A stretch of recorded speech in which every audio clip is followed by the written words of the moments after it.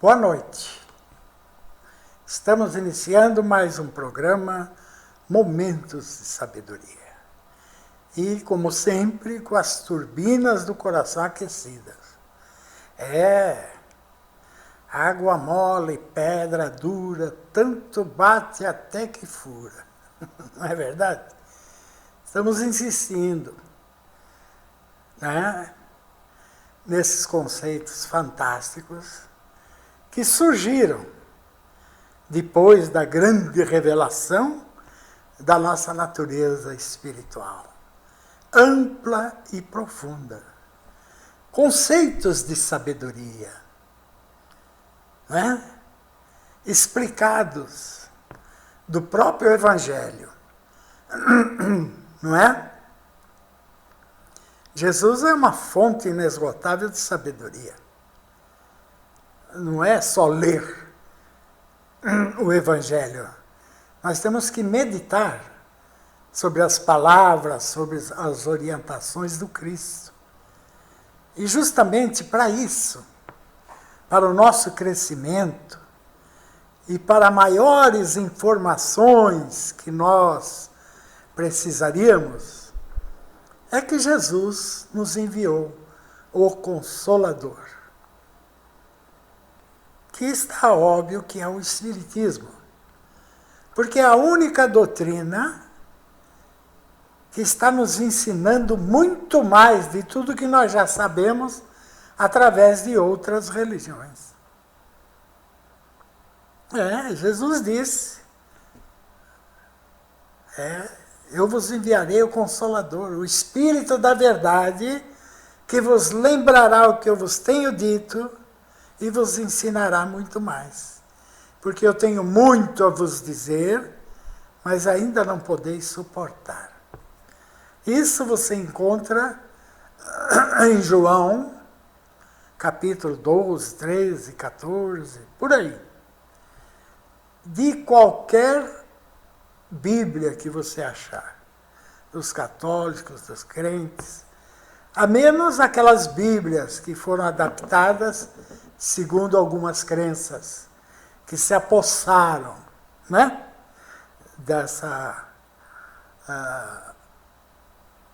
essa narrativa maravilhosa da evolução humana. O Velho Testamento é um livro histórico narrando os períodos da evolução de um povo, não é? Esse é o Velho Testamento, falando dos apóstolos, usando muita simbologia, não é? Que a gente tem que aprender a discernir, não é verdade? E é óbvio que depois tivemos o Evangelho, a vinda do Cristo. Aí surge o quê? O Novo Testamento. Esse já tem caráter universal. Não é como o Velho Testamento. As leis de Moisés serviram para aquela época. Olho por olho, dente por dente. Apedrejar até a morte. Moisés tinha que falar em nome de Deus para assustar aquele povo. E colocar penas duras para poder controlá-los. Mas isso é o período escolar da humanidade. Né? É o fundamental. Não é? Mas quando veio Jesus e trouxe a manifestação do amor na terra, tudo mudou. Já não são ensinamentos para aquele povo, mas para a humanidade. O Evangelho é de caráter universal. Passarão os céus e a terra. Onde estivermos no universo, teremos o Evangelho como fonte orientadora para a evolução do ser humano. Fantástico, não é? Será que ainda tem gente que duvida? Porque se nós analisarmos, Jesus teve um trabalho de 3 anos. num lugar restrito. Não dispunha de mídia, nem falada, nem televisiva. Pouco que ele escreveu, escreveu na areia. E está aí a mensagem. Está passando os céus e a terra, mas ela está aí ainda. E só agora, com o advento do Consolador prometido, do Espírito da Verdade, é que nós estamos conhecendo Jesus na íntegra, como o grande sábio da humanidade, emissário de Deus, para fazer luz nas consciências dos habitantes deste planeta lindo e maravilhoso. Então, se você comprar o Velho Testamento, ou a parte que eu acho fantástica do Evangelho está consolidado no Evangelho segundo o Espiritismo. Você vai saber com fartura o que fazer da tua vida para ser feliz e evoluir espiritualmente. Ainda mais agora que nós temos como norte o Espírito da Verdade. Nós estamos resgatando o espírito do Evangelho, através, é óbvio, das revelações de o Espírito da Verdade. Então, gente, hoje, se você quer dar os passos certos na tua evolução, não quebra mais a cabeça. Se você ler o Evangelho segundo o Espiritismo, durante uma semana, como diz André Luiz, segundo a psicografia de Chico, André Luiz fala, se você ler o Evangelho com atenção durante uma semana, você saberá com fartura o que fazer da tua vida. É que nós somos preguiçosos. Eu me incluo no rol dos preguiçosos. Só que quando se trata desses valores transcendentes, eu tenho vencido a preguiça e acho que todos devemos vencer a preguiça intelectual, a preguiça que nós temos de ler. Ah, mas é tão difícil. Tenta. Insiste. Se não, procura aqueles grupos familiares, centros pequeninos, que estão estudando em volta da mesa os livros da codificação, e você vai ter ali grandes oportunidades de entender cada vez mais o que é e para que veio o Espiritismo. Se você comprar o que é o Espiritismo, que é um livro, onde tem assim uma síntese da doutrina dos Espíritos, elaborada por Kardec, gente. Fica fácil você compreender. Porque até hoje a gente percebe que as pessoas ainda, mesmo os espíritas, ainda não sabem direito o que fazer com o Espiritismo. O que é o Espiritismo? Para que veio? Para a gente montar mais igrejas, templos, criar regras, medos nas pessoas? Não é nada disso. Trouxe um conhecimento para a Terra, um grande conhecimento sobre a natureza ampla e profunda do ser humano. Essa é a verdadeira essência da doutrina dos espíritos. Tá? Direto na fonte. Você vai compreender a essência do Espiritismo. Não tenha nem dúvida. É a grande revelação para a eternidade, para que nenhum de nós se perca nos desvios do mundo por falta de informação. Peca aquele que tenta fazer escola Tem que ser estudo. Kardec nunca propôs escola, mas sim estudo, grupos de estudos, para as pessoas tomar consciência qual é a sua mais ampla e profunda natureza.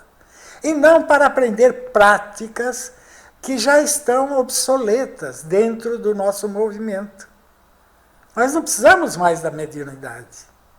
Tanto é que temos aí uma mediunidade pairando aí no movimento, subjetiva. Não é? Porque a mediunidade, quando ela é real, ela oferece provas. Não é? E quando se afirma que todo mundo é médium, a questão da prova vai embora. Ninguém pode desmentir ninguém. Ah, mas eu sou médium. Tá bom, você é médium. Prova para mim a tua mediunidade. Vocês estão entendendo, gente? Kardec procurava isso. Comprovação. Já pensou se Kardec tivesse que dispor dos médiuns que nós temos hoje para trazer essas valiosas informações? Então acabou o período das informações. Já nos foi dado tudo a saber.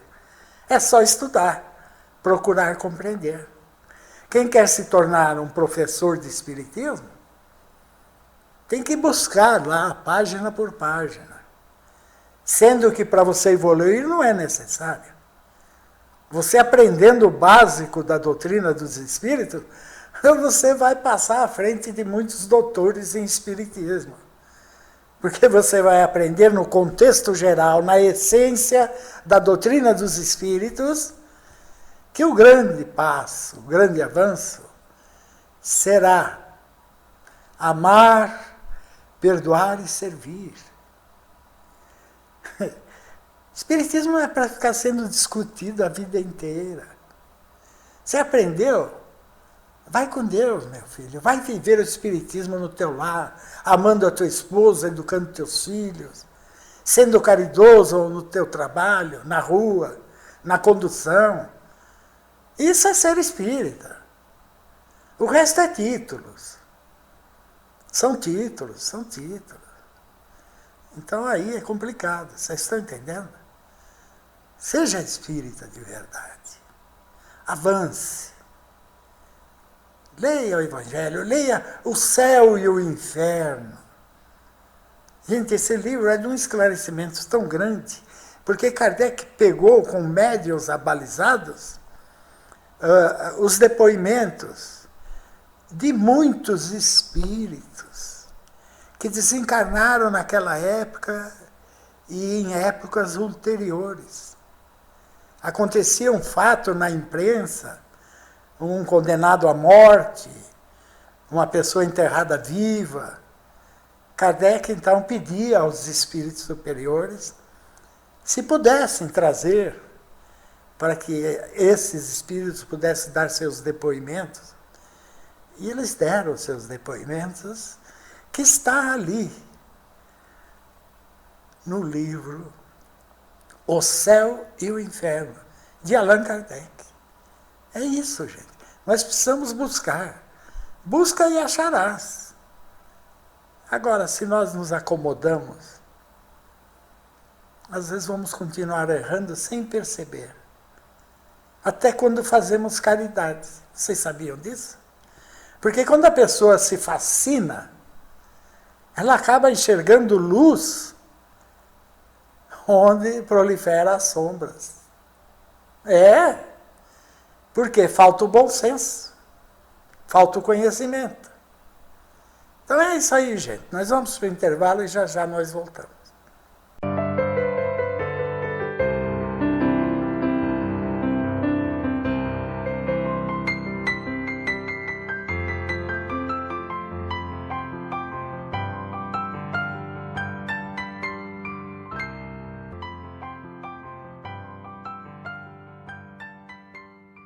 Pare de sofrer, dor de cabeça, dores nas costas, fibromialgia, síndrome do túnel do carpo. Agende uma massagem agora mesmo. A massagem psicossomática. E você vai se libertar de todo esse sofrimento.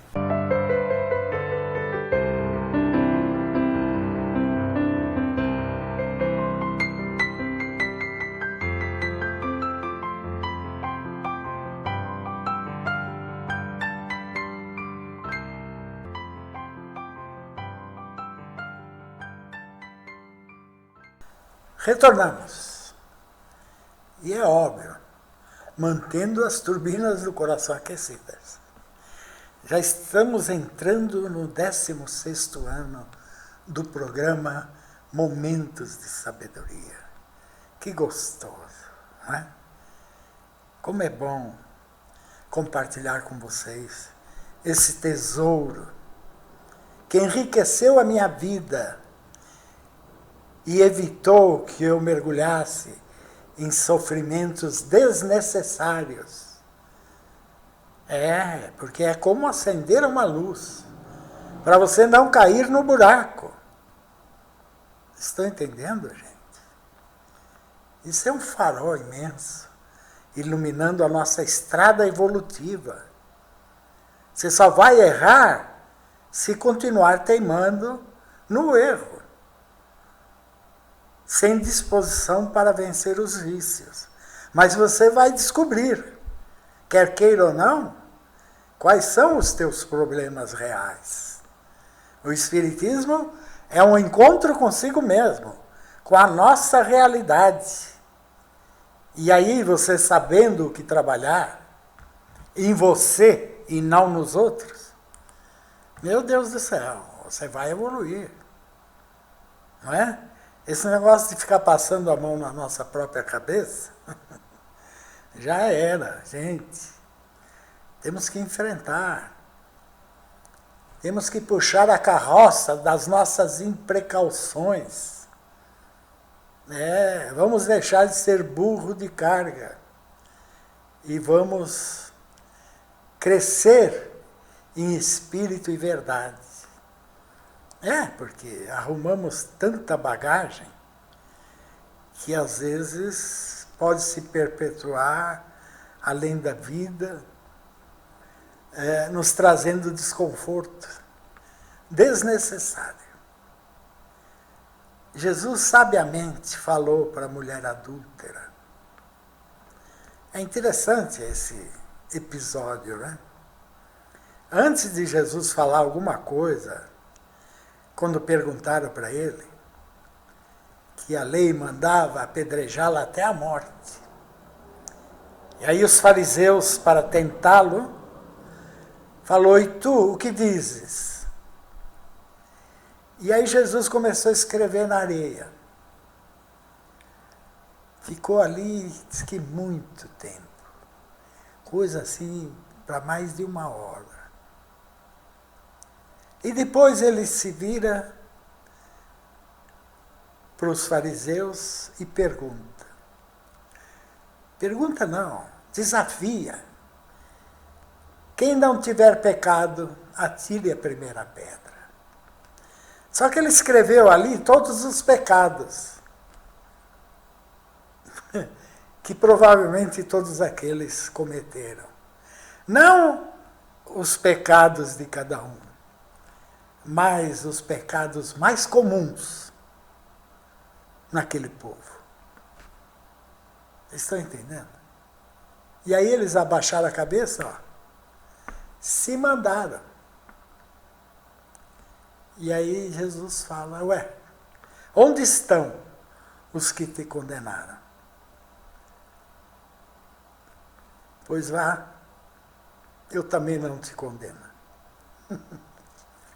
Bonito, não? Isso é de uma sabedoria tão grande. E quando ele curava, ele dizia: vá, não peques mais, para que não te ocorra o pior. Gente, são palavras do Cristo.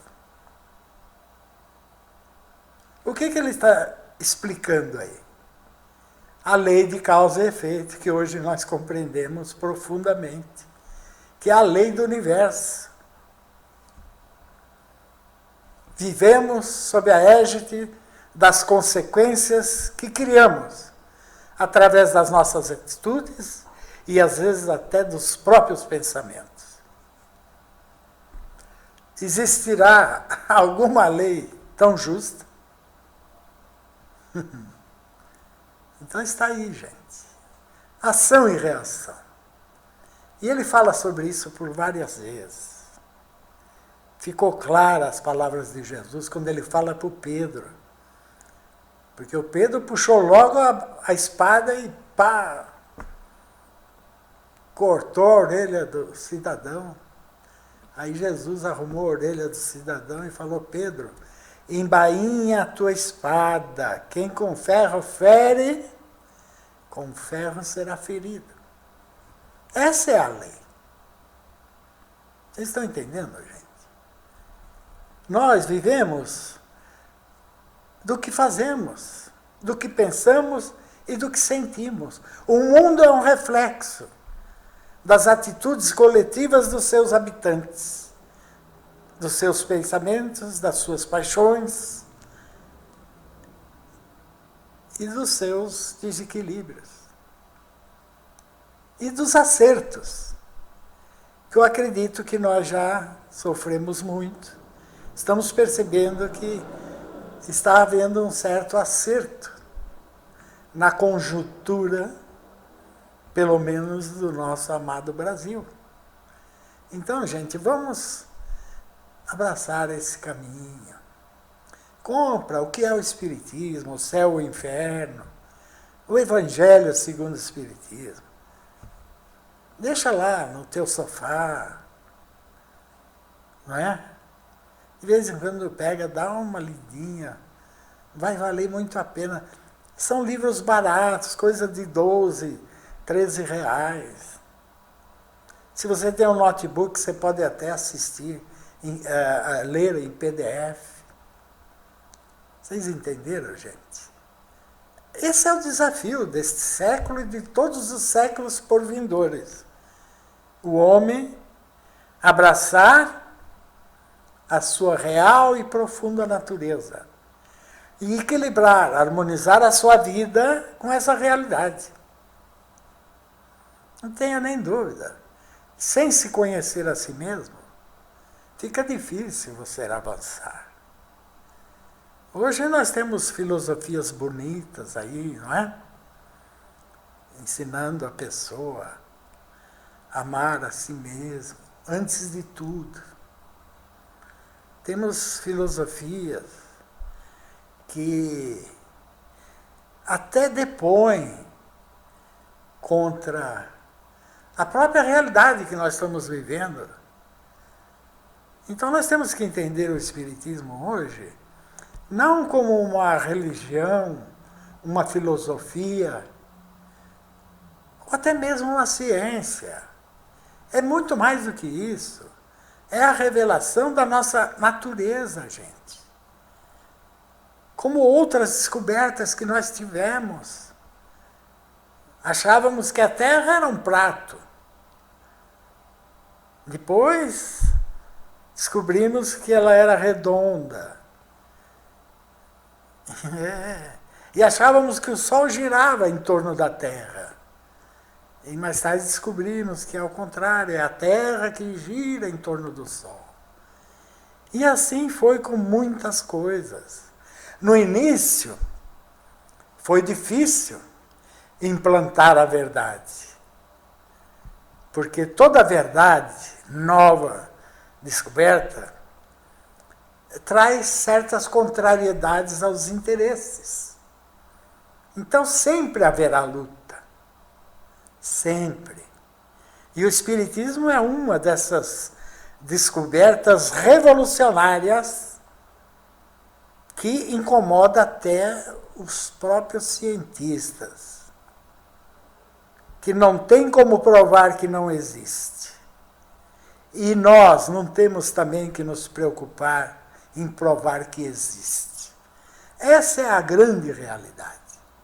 Já provamos. Tivemos provas fundamentadas de tal forma, com testemunhas da mais alta representatividade da sociedade, francesa, inglesa, não é? Nos acontecimentos, com Conan Doyle. Gente. Alguns cientistas se preocupou com o lado moral, até testemunharam e aceitaram a verdade. Porque viram, sentiram, apalparam os espíritos materializados. Mas isso não alterou nada no conceito deles. Nada.